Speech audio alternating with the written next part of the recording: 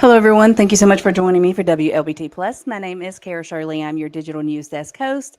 And on a little late today, we had a little bit of technical difficulties here. You can see my screen behind me isn't working. We had to kind of rearrange a few little things here today, but I am here now, and I am so glad that you guys are here with me, whether you're tuning in on our app through our website or you're tuning in on one of our social media pages. I do appreciate it. If you hop over to YouTube or even Facebook, and you can leave your comments and thoughts in the comments section of the live. If you have any questions or anything like that as we're going through the news today, I would appreciate it. I love it when you guys talk to me. It's kind of like what I call our interactive newscast. Gives us a chance to hear from you as we are bringing you the news. I'm trying to get my keyboard was messed up over here. All right, let me set this down and stop getting distracted by stuff. Before we jump into the news, which you do have a lot of breaking news to get to today, let me say hello to good afternoon to San Augusta. Hello. Thank you so much for tuning in. If you're watching, let me know where you're tuning in from. Well, let's go to our sky cameras right now. Take a look outside, see what it's looking like. I was in such a rush and trying to get my brain to calm down and focus on what I'm doing. So let's look over Jackson Prep right now. I'm glad to see that there are no players on the field because it is hot out there. It's very, very hot, extremely hot.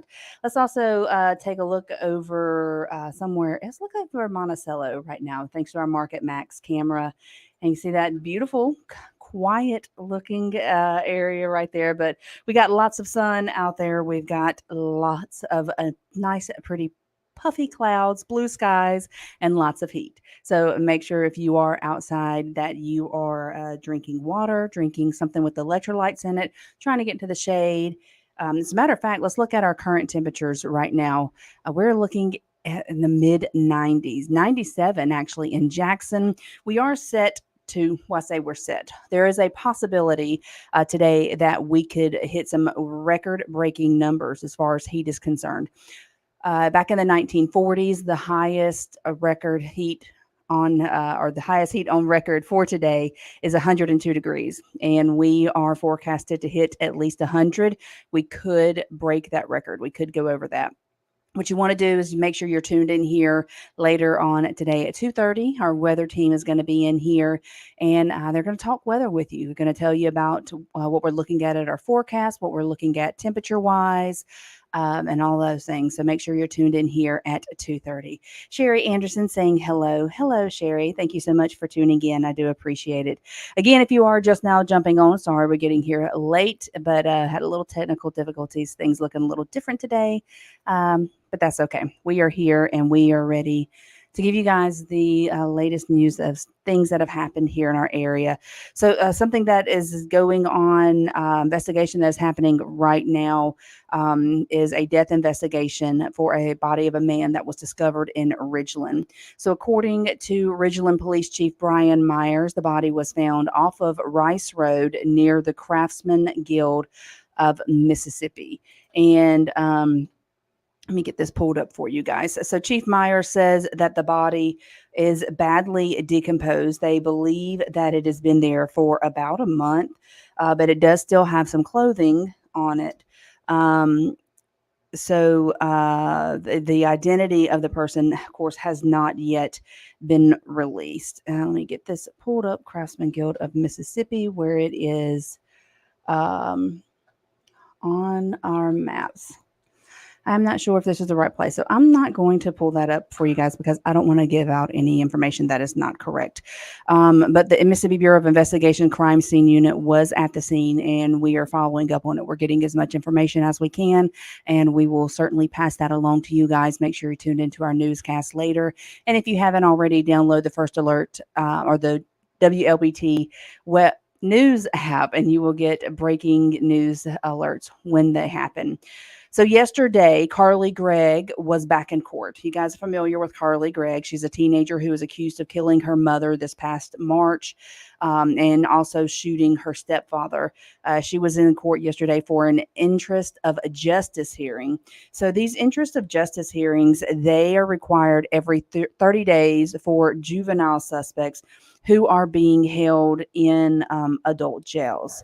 So here are scenes from that court case yesterday.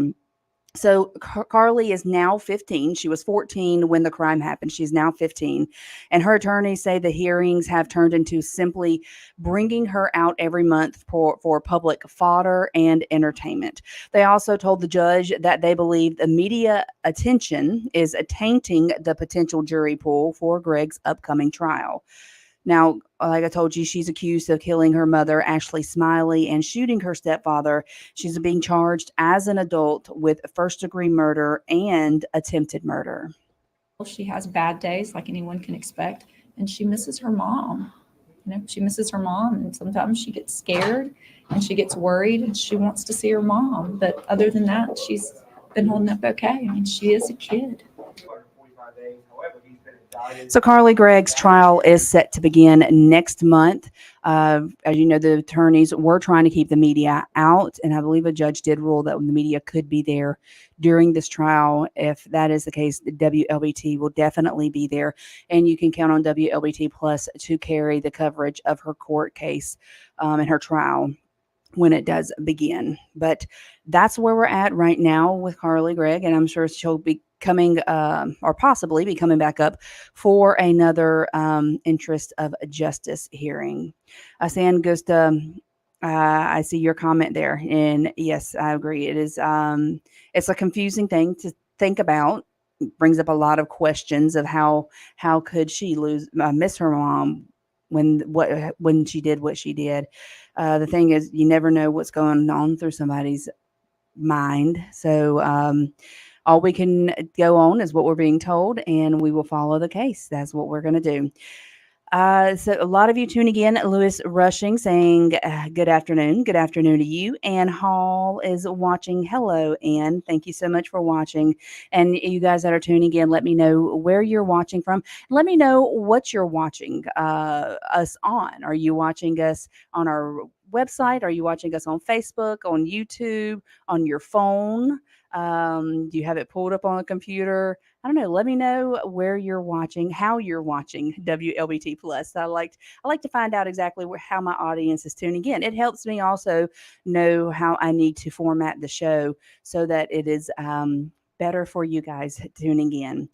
So there is Pamela Thompson tuning in on Facebook. Thank you so much, Pamela. I appreciate that. So bond for a man that has been accused of a deadly shooting in Rankin County has been cut in half. So Judge David Morrow reduced Ryan Duet's bond from $500,000 down to $250,000.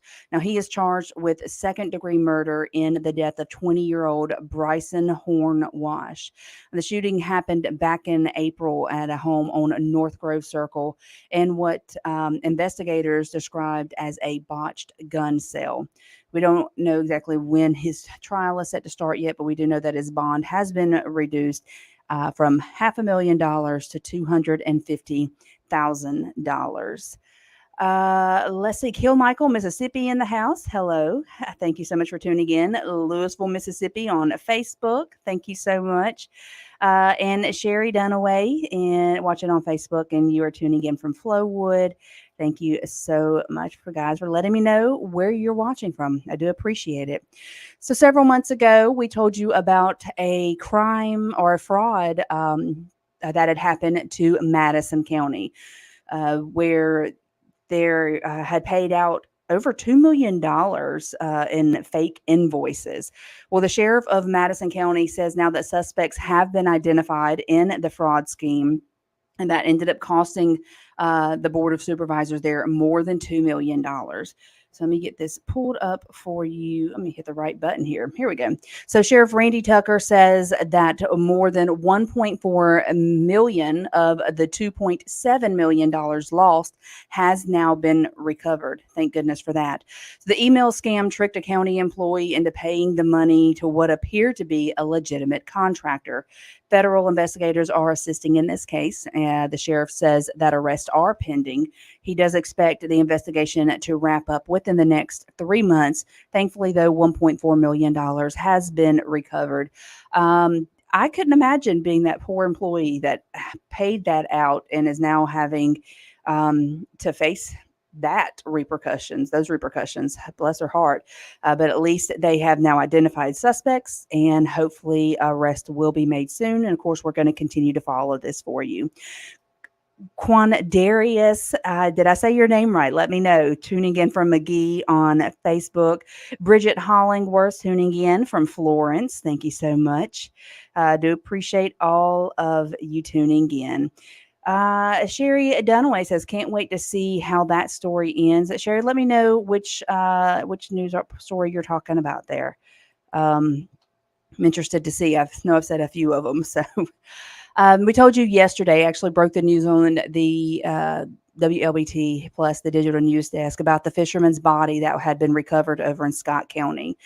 So what they believe happened is that he drowned. A dive team recovered the body of a 78-year-old William Lee Purvis, and they recovered the body rather shortly after noon near the Lowhead Dam boat ramp, which is connected to the Ross Barnett Reservoir. Coroner believes that Purvis truck and boat had somehow drifted into the water.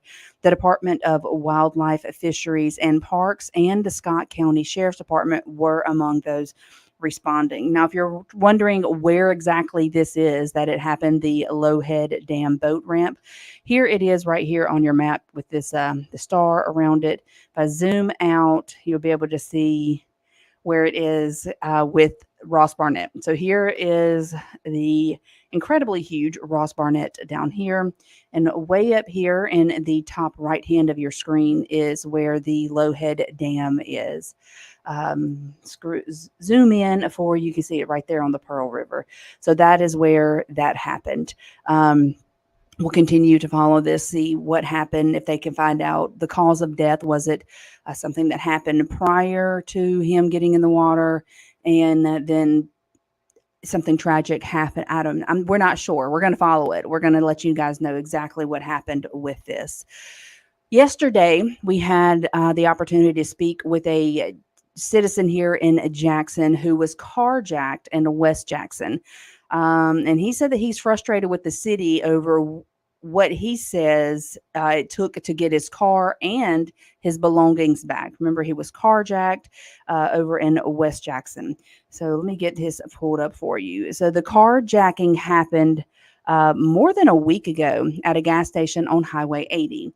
Michael Ransom says that he was working at the store early on the morning of July 25th, and while he was standing outside the store during a smoke break, he noticed two men approaching. He says one of the men pulled out a gun, demanded his keys to the SUV.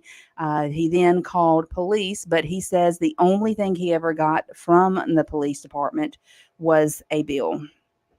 I had to go downtown and pay the impound fee. Then I'm like, okay, so you guys told my car I got to go downtown to pay the impound fee. Then I got to come back out here and get my car. It makes no sense. And I still have no idea what my phone is. I know it last paying at the impound. I mean, at the evidence garage downtown. I have no idea what JPD has as far as what they took from my vehicle and what the criminals have. So JPD says it's department policy that anyone with a vehicle at the impound lot is responsible for all storage and towing fees. That seems making the victim a double victim. Some people could view it as that. He already had his car carjacked, taken from him, stolen, and now he has to pay to get it back out of the impound lot. it doesn't appear to be the most fair thing, but I don't make the rules. I don't make the rules. But how would you feel? How would you feel if this was you? If you were in that is the same predicament. Victoria Thompson said, that's terrible. Yeah. Sangusta says, oh, wow, that's not fair. And Pamela Thompson is saying that is crazy. And it does seem to be. Sherry Dunaway says she agrees about being a double victim. And I'm not saying this is done intentionally in any way, shape, fashion, or form, but there hopefully something can be put in place to help victims of situations like this, to where they don't have to be victimized twice, basically. So hopefully something will happen. Hopefully he can get all of his stuff back quickly, very quickly. We also told you yesterday about some post office boxes that were broken into in the downtown Jackson, as well as 2 other locations in the metro area. So at this time now, 3 people have been arrested after the multiple mailboxes were broken into. We're talking the big blue mailboxes, the ones that you would go and put your mail in to send your bills off or whatever. So the main post office in downtown Jackson, along with the locations in Madison and Brandon, were hit by the thieves sometime in the evening hours of August the 3rd through the 5th. So after the break-ins, of course, there was an investigation that started, and it led them to a suspect's vehicle. This vehicle was found on Lakeland Drive following a traffic stop, and suspected burglary tools were found inside of it. So investigators with the Madison Police Department, the U.S. Postal Service, the Capitol Police Department, and the Hinds County Sheriff's Department found an additional suspect at the Red Roof Inn off of High Street. So once inside the hotel room, additional evidence was found. They found stolen checks, packages, and other things leading them to the break-in. Suspects were identified, and I can get them up for you right here. So the suspects are Lakeith Fountain, 21, of Houston, Texas, Quentin Hall, 22, of Spring, Texas, and Jasmine Page, 25, of Avondale, Arizona. So all 3 suspects were booked into the Madison County Detention Center on charges of petty larceny, and they were given no bond. So the investigation revealed that one mailbox contained 133 checks totaling approximately $70,000 was broken into at 990 Highway 51 in the city of Madison, and one mailbox in the city of Brandon, and 4 mailboxes here in the city of Jackson. Investigators are working with the respective agencies to bring this case to a close. Now, if you are someone and you feel like you are a victim of mail theft, here is numbers for you to contact. If you feel like you're a victim of mail theft and you want to report it, or you have any tips, the number there, hotline number is sorry, my screen just cut off on me. Apologize for that. 877-876-2455. Or you can, of course, do the website there on your screen, uspis.gov/report. So if you have any information on what has happened on the criminals, or if you have any, you feel like you are a victim of identity theft or mail theft, please give them a call, or put that website in and go file a report there. Let's see. I'm looking here at your comments here, seeing I got to screen them before I put them up on the screen.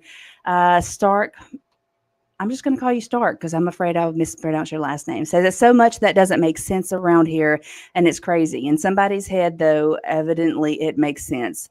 To someone somewhere, some of this stuff could make sense, and they may have very good points that we just not aware of that makes us fully comprehend the entire situation. So I want to take anything away from anybody, but if we could just know why the reason is behind all this stuff, it would be nice. Would it be nice for everything, though, if we knew the reason behind everything? Sangusta says, how was they getting the checks cashed? We don't have reports or confirmation that any of the checks were cashed. However, if someone steals checks, then they have access to that person's bank account, the routing number, and they can they can steal their identity and steal their finances, things like that, through having that little bit of information. So while the checks that they took may not be cashed, they have access to the information that is on the checks. And I think that's one of the things that is the most problematic in situations like that. So, but there we go. So now we're going to go over to Vicksburg, where the Vicksburg National Military Park over there, where a woman has pled guilty to stealing admission fees while working there over at the Vicksburg National Park. So, a 40-year-old Yolanda Ward confessed to removing cash deposits from a safe and keeping the money for herself while she was a supervisor at the park from 2017 to 2019. So it was her job to deposit the fees, but she said she used the money instead to pay her bills and to gamble at a casino. She also gave money to family members for gambling. She faces now up to 40 years in prison, and she is set to be sentenced in November. 40 years in prison. Wow, that is a long time. That is a very long time. All right. Yesterday, we told you about the Jackson Police Department and starting a new initiative called Gas Up, Guns Down. They're beefing up patrols outside of gas stations in the wake of recent shootings, as well as in the wake of the ordinance that was put in place by the city council. If a location, primarily right now, they're just looking at gas stations, but it is for businesses within the Jackson area. But if they have 3 violent crimes in one location within a 90-day time period, then the ordinance would require them to hire security guards. That ordinance went into effect on Monday of this week. So in trying to help the business owners out, and that the JPD is doing Gas Up and Guns Down. So far this year, there have been shootings at 5 different gas stations here in Jackson. And there are some Jackson residents, they believe that having more police patrol convenience stores will help reduce some of the crime that's happening. However, there are, rightly so, a little that are still hesitant about getting their hopes up. All of that sounds good, but you know what's going on right now in Jackson that's really making me mad? We're getting a lot of empty promises. All these promises sound good, but we want some action, man. I'm talking about, you can say one thing, but 2 months later, won't none of that exists. If they're doing it, if they're actually beefing up security and people know that there may be a police officer riding through every 10, 15 minutes, I think they'll be less likely, to commit some of these crimes because the getaway, time will be cut shorter. So to give you a little bit more information about the new operation by the Jackson Police Department. So it includes a special detail made up of officers from the JPD's Operations Division, the Traffic Unit, Detective Bureau. That's just to name a few of them. So what they're trying to do is to get rid of panhandling, loitering, and drug activity that is happening outside of these stores. What do you guys think? All of you that are tuning in right now, let me know in the comment section. What are your thoughts on the new initiative? Do you think that it's something that could be successful, something that could help actually spur a change and keep these crimes from happening? Let me know what your thoughts are. Again, it's Gas Up, Guns Down, and it is the Jackson Police Department's new initiative with several officers from different units coming together, trying to beef up security and patrolling in these areas, get rid of panhandling, loitering, and drug activity. So Stark says here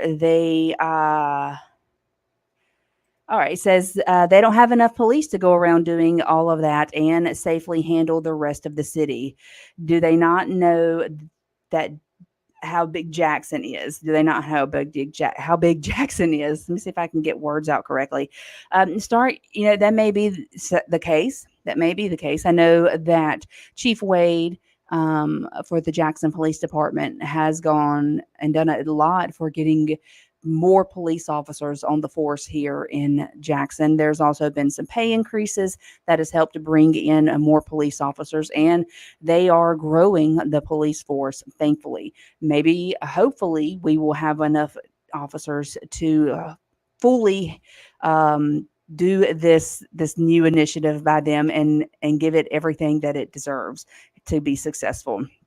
So we're of course going to keep following up on this now. Right now, because the ordinance just went into effect on the 1st, right? Or sorry, on Monday. Ordinance just went into effect on Monday.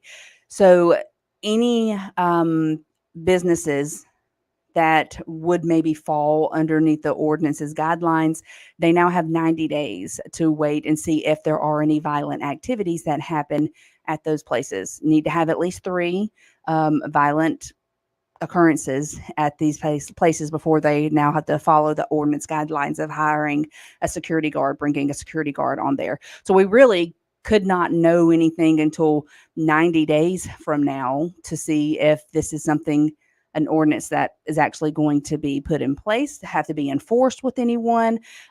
If at the end of 90 days, there is no ordinance having to be enforced at any business, does this mean then that this initiative by the Jackson Police Department, the gas up, guns down, does it mean that it's a success? I don't know. There's probably a lot of variables that could go into it to determine the success. But let me know what you think would make it a success for you. What does success with this look like to you guys? So we told you last night, I'm telling you again about the training that happened for Red Cross. So disaster response agencies say that there's a critical need for volunteers and shelters to help with disasters like Hurricane Debbie. Now, thankfully, we didn't get any of Hurricane Debbie here, but hurricane season is not over yet. So Emmanuel MB Church in Jackson, they held, I'm getting my screen up here to make sure I got the right thing for you guys. I apologize. So the church in Jackson, turn my volume down, held an American Red Cross crucial shelter and volunteer training session. There was clergy and church members there, and they learned the ins and outs of opening and operating a shelter. Many have volunteered in the past at disasters and are gathering information to take back to their congregations in hopes of assisting those that have been impacted by disasters. There are so many needs, especially during those times. People have all kinds of needs. And more than anything, they need someone they can share with, someone they can just talk to, someone they know care about them. We really, really need help. And then we've got, all over the country stuff going on right now. And that's part of the reason why there's such a desperate need, is because there's so many disasters going on across our country. So peak hurricane season, of course, mid-August through mid-October. And if you want to join up with the American Red Cross to help and volunteer, you can contact them and see what you need to do to get that started. Before we jump off of WLBT Plus, I'm going to tell you about a hero of a child from the Gulf Coast here in Mississippi. She is a 6th grader, and she's being called a hero after helping her little sister and other peers get to safety after their school bus went into a ditch on a Monday morning. So Parker Boyd with WLOX spoke with the little girl and her family in details about what happened. We're going to play that for you here.